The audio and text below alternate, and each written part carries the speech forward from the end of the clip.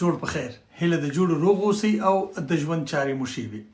په تیرو 5 کلونو کې د طالبانو واکمني په افغانستان کې کم پرمختګونه کړي دي او کومو نورو ته اړتیا ده. 5 لوی لاسته راوړنې چې طالبان یې لري هغه غواړو په لنډو ټکو تشریح کړو او 5 هغو ټکو ته اشارې وکړو چې طالبانو ته پکار دی اقدامات ور باندې وکړي. نو لنډه ویډیو ده، دا ویډیو در سره شریکه کړئ او خلک خبر کړئ چې طالبانو کم ښه کارونه کړي دي.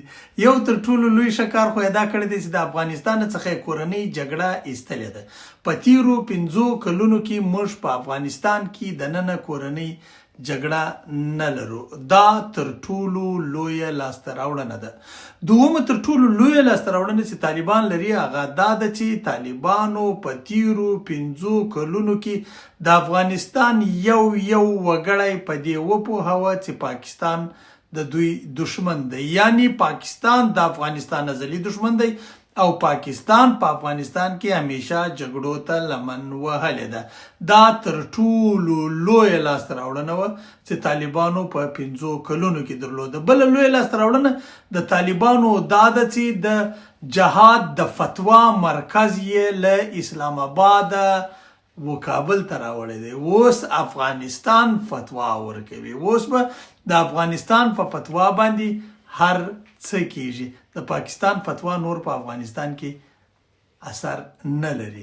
دا در دې ور اخواته بله لویه لاسته راوړنه د طالبانو په 5 کلونو کې دا وه چې د ډیورنډ د کرښې دروازې یې د پاکستان خلاف استعمال کړي. تقریبا کابو 80 کاله پاکستان دا دروازې د افغانستان خلاف استعمال کړي وي، خو په تیرو دغه 5 کلونو کې د روان استراتیژي له مخې طالبان وتوانېدل چې دا دروازې د پاکستان خلاف استعمال کړي.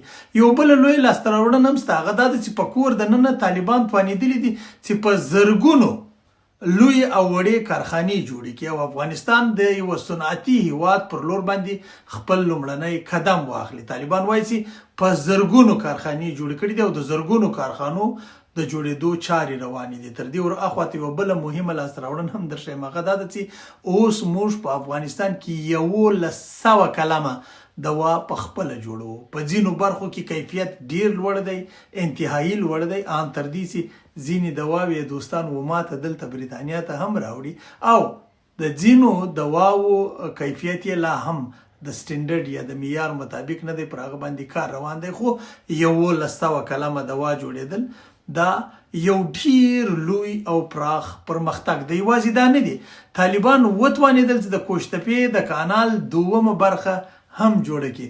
دا د طالبانو یوه بله لویه لاسته راوړنه وه.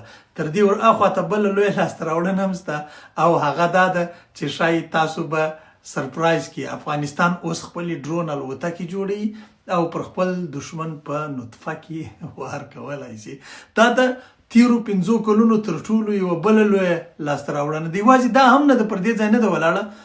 زه به تاسو ته دا ووایم چې افغانستان اوس 23 کلمه وسلې جوړوي چې هغه کې مرمۍ او وسلې دواړې شاملې دي، یعنی د وسلو کاپي کیږي. تر اوسه پورې لا موږ خپله اختراع نه ده کړې، خو کاپي روانه ده او موږ تر ډېره بریده پورې نه یو مجبور چې د چا څخه یا مرمۍ واخلو، وړې مرمۍ او یا وړې وسلې واخلو. نو دا د طالبانو یوه بله ډېره لویه لاسته راوړنه ده. بله لویه لاسته راوړنه دا ده چې پاکستان یې په شرمونو وشرماوه.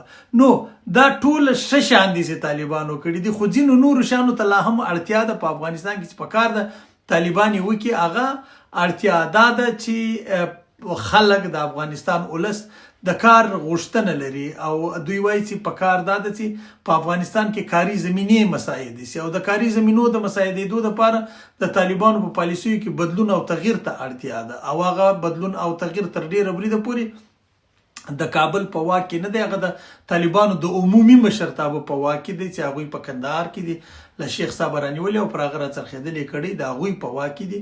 نو ډېری ولس او په خپله د طالبانو په حکومت کې دننه خلک ځینې نورې غوښتنې لري. یوه تر ټولو لویه عمده غوښتنه خو دا ده چې د کار د پیدا کېدو په صورت کې ممکن ده چې افغانستان ریکګنایز شي، افغانستان په رسمیت وپېژندل شي او د افغانستان د رسمیت پیژندلو لپاره تر ټولو لوی خنډ د نجونو د مکاتبو بندېدل دي. تر ټولو لوی خنډ په ادارو کې د ښځو نه کار کېدل دي. دا په طالبانو په حکومت کې د ننم ځینې چارواکي غواړي، بلکې ډیر چارواکي غواړي او ولس هم دا غوښتنه لري، ځکه که افغانستان په رسمیت وپېژندل شي، په افغانستان کې به د کار زمینه لا زیاته شي.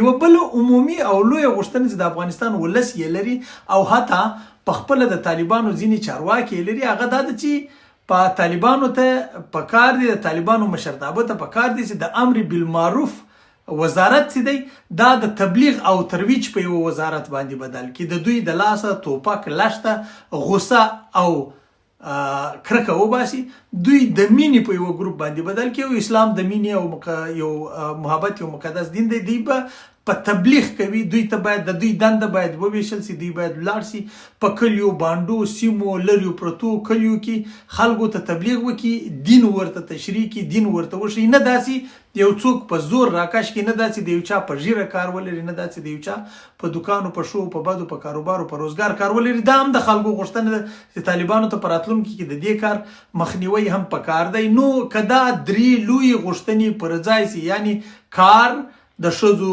روزګار او مکاتب او د امر بالمعروف کنټرول او امر بالمعروف په یوه مینناکه اداره بدلیدل، نو دا به په راتلونکو کې افغانستان یوې ډیرې سمې خواته بوځي او تر ډیره بریده پورې به د افغانستان موجوده امن، سوله او دغه اوسنی نظام چې ولاړ دی دا به تر ډیره حده پورې پاتې شي. دا هغه خبرې دي چې په تیرو له 5 کلونو کې پیښې شوي دي او د 5 کلونو په دوران کې غوښتنې هم موجودې دي. نو د سرتاسري امنیت د ساتلو لپاره پکار دا ده چې ولس لاس سره یو کړي. او که په افغانستان کې امنیت وي، ګوري د 5 میلیونو کډوالو له راتګ سره لا بیا هم په افغانستان کې انسانانو یو بل نه دي خوړلي.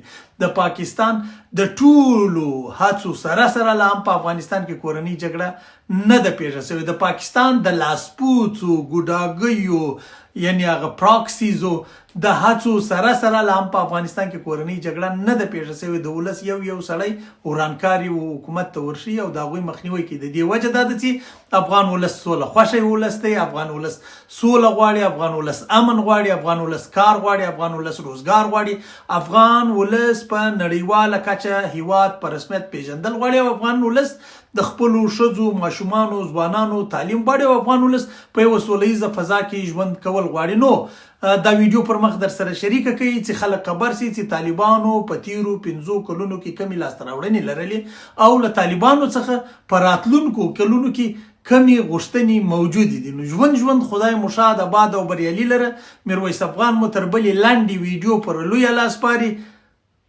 هر چیرې چې یاست روغ جوړ او خوشحاله اوسئ. د یوه داسې افغانستان په هیله چې پر خپلو پښو ولاړ وي او د بریالیتوبونو بریاو لیست یې دومره غټ وي چې په یوه ویډیو کې نه ځایږي. خدای مو شاد لره.